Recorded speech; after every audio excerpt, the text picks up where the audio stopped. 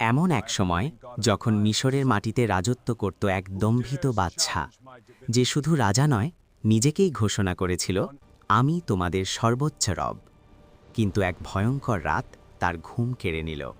এক স্বপ্ন যা তার সাম্রাজ্যের পতনের বার্তা বয়ে আনল। ভয়ে উন্মত্ত হয়ে সে আদেশ দিল, বনি ইসরায়েলের প্রতিটি নবজাতক পুত্র সন্তানকে হত্যা করো। ঠিক সেই অন্ধকার সময়ে জন্ম নিলেন আল্লাহর এক মহান নবী, হজরত মুসা আলাইহিস সালাম। আল্লাহর হুকুমে মা তার শিশুকে একটি সিন্দুকে ভরে ভাসিয়ে দিলেন উত্তাল নীল নদে। আর আল্লাহর কুদরতে সেই সিন্দুক গিয়ে থামল খোদ ফেরাউনের প্রাসাদের দরজায়। ফেরাউনের স্ত্রী আসিয়া রাদিয়াল্লাহু তাআলা আনহা শিশুটিকে কোলে তুলে বললেন, এ আমার নয়নের শীতলতা, একে হত্যা করো না। যাকে হত্যা করার ভয় ছিল, সেই বড় হতে লাগল শত্রুর প্রাসাদে, রাজকীয় মর্যাদায়। যৌবনে এক অনিচ্ছাকৃত ঘটনায় এক কিপ্তি নিহত হলে বদলে গেল সবকিছু। মুসা আলাইহিস সালাম ছেড়ে গেলেন মিশর। শুরু হলো এক দীর্ঘ পরীক্ষা, ধৈর্যের সফর। মাদিয়ানে কাটল বহু বছর, নবুয়াতের প্রস্তুতিতে নীরব এক জীবন।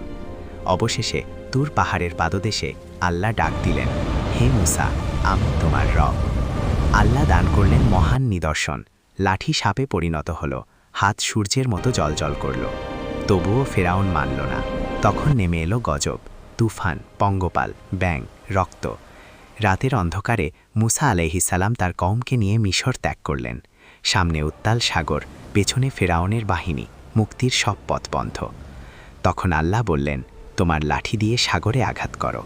আর মুহূর্তেই সাগর দ্বিখণ্ডিত হয়ে গেল। বনি ইসরায়েল বার হয়ে গেল আল্লাহর কুদরতে শুকনো রাস্তা দিয়ে। আর যখন ফেরাউন ঢুকল সেই পথে, পানি এক হয়ে গেল, ডুবে গেল ইতিহাসের সবচেয়ে দম্ভিত রাজা।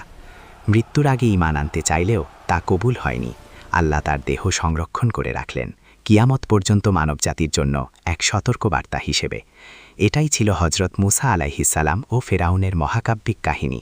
দেখুন সম্পূর্ণ ভিডিও আর জানতে সাবস্ক্রাইব করুন ইসলামের ইতিহাসের অজানা সত্য।